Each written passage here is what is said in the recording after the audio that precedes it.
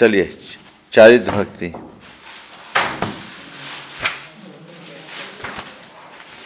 आप लोगों को पाक्षिक प्रतिक्रमण में चारित्र भक्ति लगती है ना?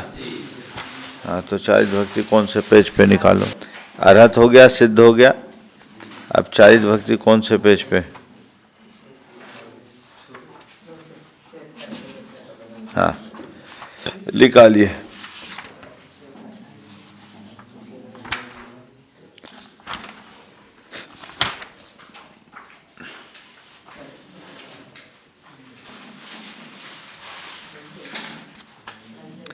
येनेन्द्रान् भुवनत्रयस्य विलसत्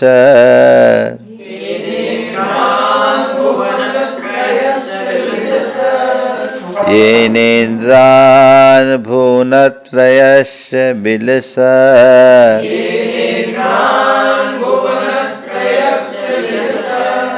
केयूरहाराङ्गदान्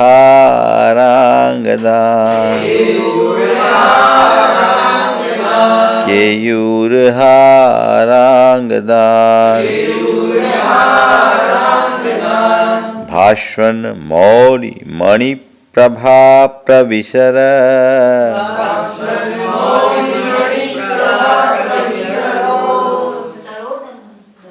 सरो होना चाहिए। भास्वन मौलि मणिप्रभा प्रविशरो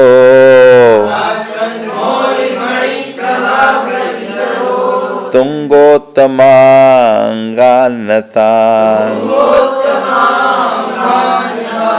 तुंगोत्तमांगान्नतान्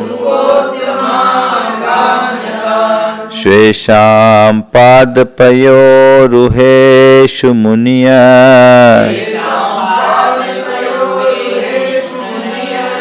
स्वेषां पादपयोरुहेषु मुनियः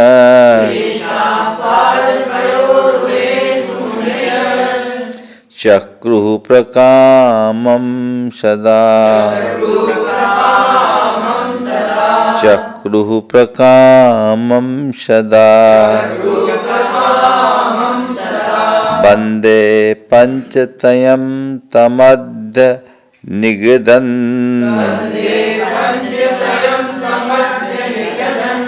वन्दे पञ्चतयं तमद्य निगदन्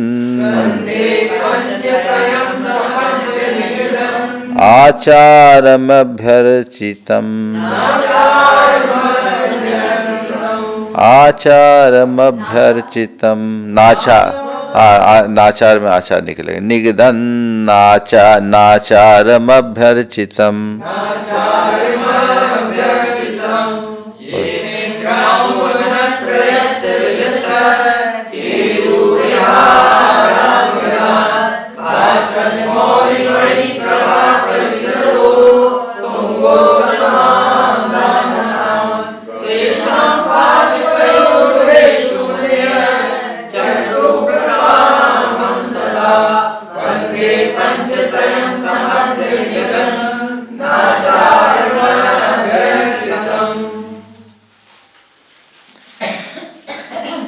इस चारित्र भक्ति में 5 प्रकार के चारित्र की वंदना की गई और पहले छंद में उसी चारित्र की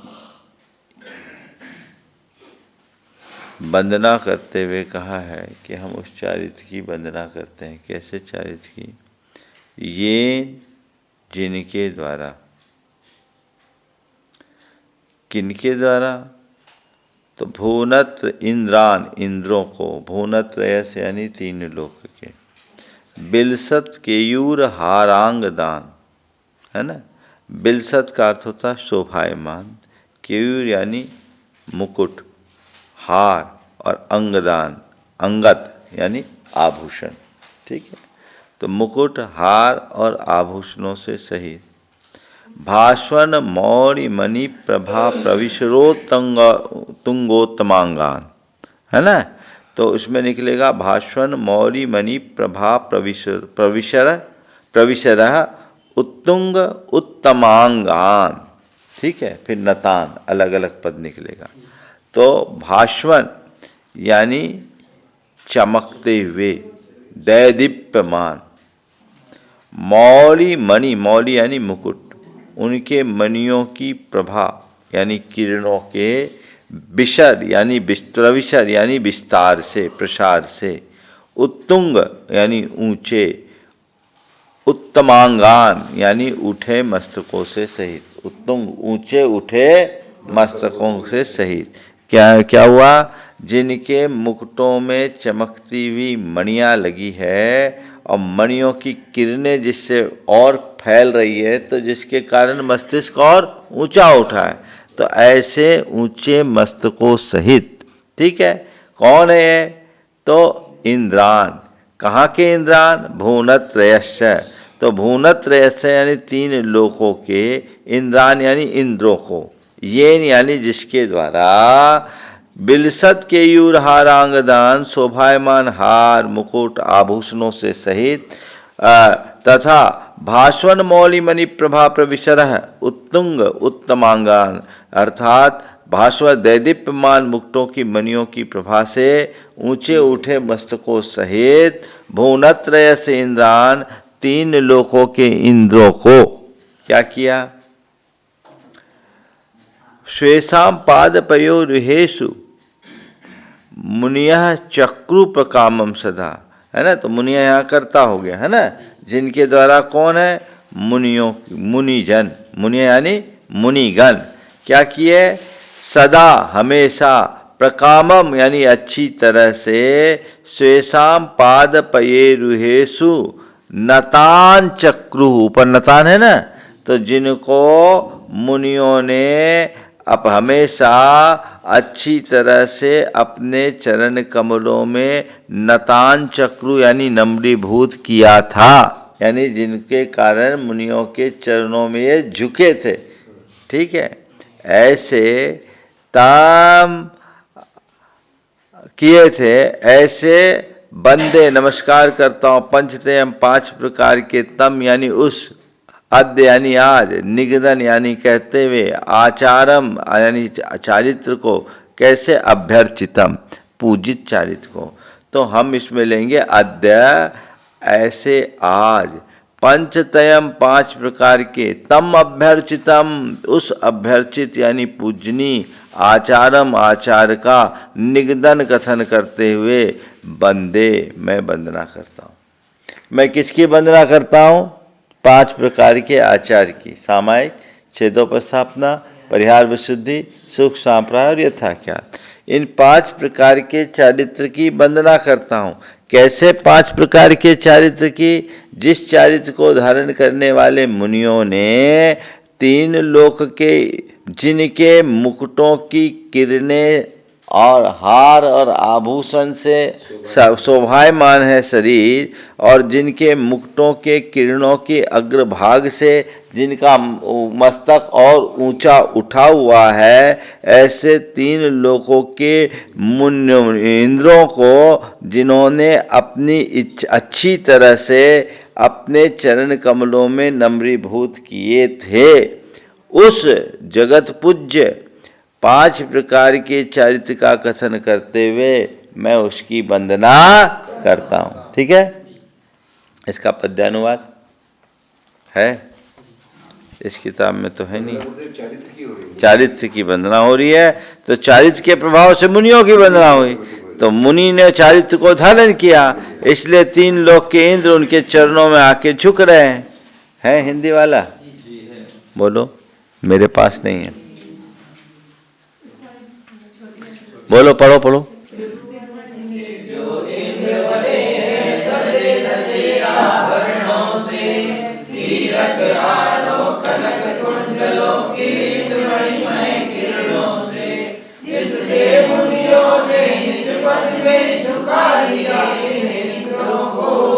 पूज्य पंच आचार्यों से मैं बंदो कह दूं भाविकों को। ठीक है, दूसरा है हमारी पाठ वाली किताब में है। अब सबसे पहले ज्ञानाचार। यहाँ पांच प्रकार के चारित्र में ज्ञानाचार, दर्शनाचार, तपाचार, चारित्राचार और वीर्याचार, ये पंचाचार लिया है। हम पांच चारित्र, वो हम लोग जो प्रतिक्रमण में चारित्र भक्ति करते हैं उसमें आ गया, किया था। किया था, चक्रु पुराने जमाने में किया, ये परोक्षा है, बहुत पहले किया था। हाँ, किया था यानी बहुत दूर का जो पास्ट है वो चक्रु है। संस्कृत में ये होता है, फ्लेक्सिबिलिटी होती है, मतलब बहुत बहुत संस्कृत जितनी डिसिप्लिन लैंग्वेज होता है, हाँ ऐसा नहीं, उसका नियम है। हाँ, संस्कृत जैसी अनुशासित भाषा कोई नहीं है, हिल नहीं सकते। आज से 1000 वर्ष बाद भी अर्थ निकालोगे तो वही अर्थ निकलेगा जो आज निकलेगा। अर्थ व्यंजन तद्दया विकलता, कालोपधास प्रश्रया, स्वाचार्या धनपन्नवो बहुमतिः, चेतष्टधा श्रीमज्ज्ञातुकुलेन्दुना भगवता, तीर्थस्य कर्ताञ्जसा, ज्ञानाचारमहं त्रिधा प्रणिपता, म्युद्धूतये कर्मणा।